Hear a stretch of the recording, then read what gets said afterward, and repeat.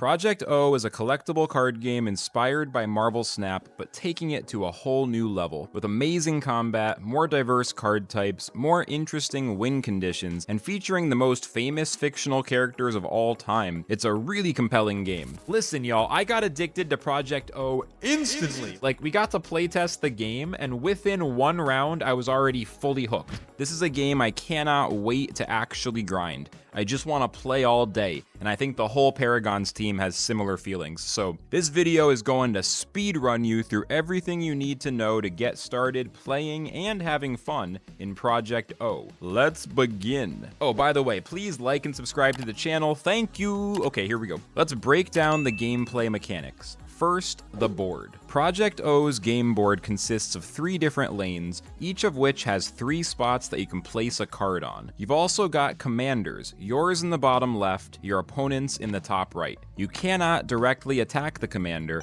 but each commander has 2 health, and it loses 1 health whenever a lane's generator is destroyed. Your generators all start with 20 HP and they sit behind your cards in each lane. You can also think of this as face damage, because it's basically like hitting face if you're playing a game like Hearthstone, but each lane's generator has a separate health bar, so damaging one won't affect the others. Hit the opponent's generator down to 0 health to win that lane. But there's a catch. When you win a lane, the lane remains active. The player who lost the lane restores the health of their generator to double its original health, so 40 HP. Any creatures in that lane on either side remain active. Nothing else changes. Now, to win the same lane a second time, the player will need to deal twice as much damage. I did pull this off in one of our playtest games. Get owned, Cilium! But in general, it seems like it's usually easier to win 2 different lanes since you need less total damage that way. Just to make this clear, winning the same lane twice requires 20 plus 40 damage, so 60 total. Winning 2 separate lanes requires just 20 plus 20, so 40. This is super intuitive once you play a few games, by the way. Now let's break down the anatomy of a card, or in other words, the card layout.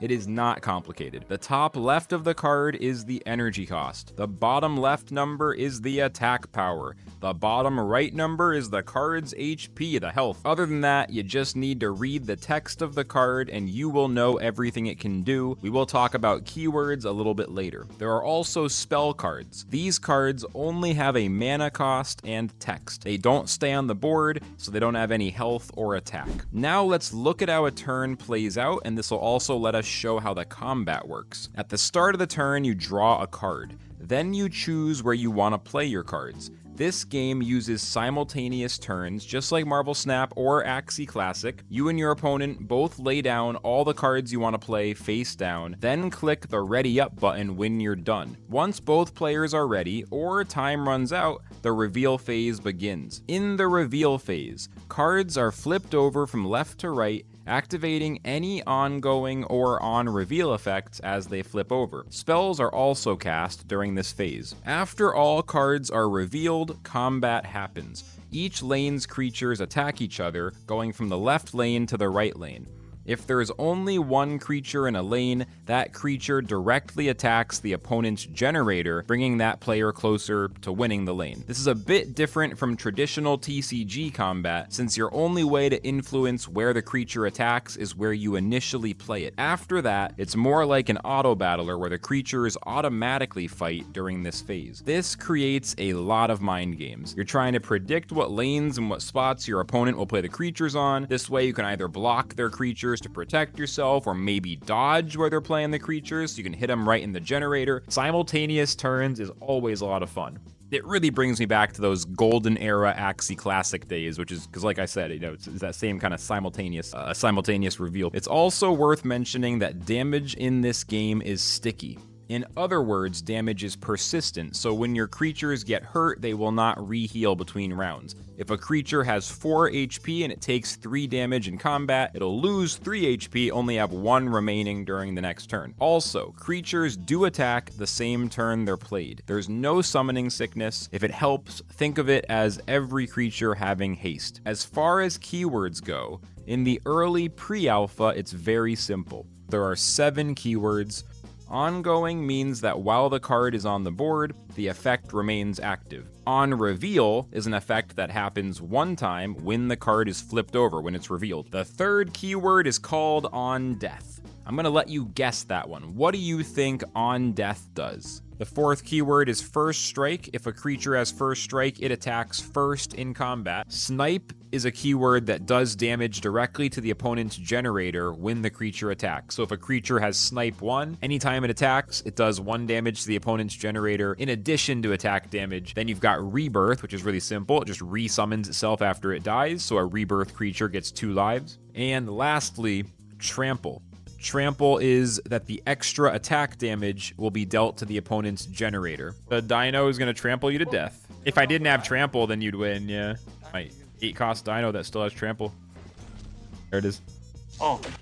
So the decks, how big are they? They're 25 cards, but it's a very specific deck building requirement, at least for now, and this could change. As it is now, you have 12 cards that each have 2 copies, and then you get a single copy of 1 legendary card. So 12 doubles and then 1 single, adding up to a 25 card deck, one of which is legendary. This could be adjusted in the future. Maybe they'll consider more legendaries or letting you do single copies of non-legendary cards. I don't know, but for now, that's how it works. Something else to pay attention to is locations. In the middle of each lane, you'll see a location that has a name and a description. The description tells you what the location does, and they just do a variety of things to change the gameplay. So for example, Training Dojo. After combat, minions here get +1 power. Or Soul Artillery. After a minion dies here, deal 1 damage to its owner's generator. These locations make sure that every game will be fresh, since you're always dealing with a different combination of gameplay modifiers. And that's pretty much the basics, man. Like I said at the start of the video, I am already addicted to Project O. I am actually fiending for more cards, more decks, and above all else, a full competitive season so we can really get some practice and start learning the strategy of how to be great at this game. Project O is a banger just waiting to happen, so get in. Thanks for watching. I'll see you on the battlefield. Flux signing out.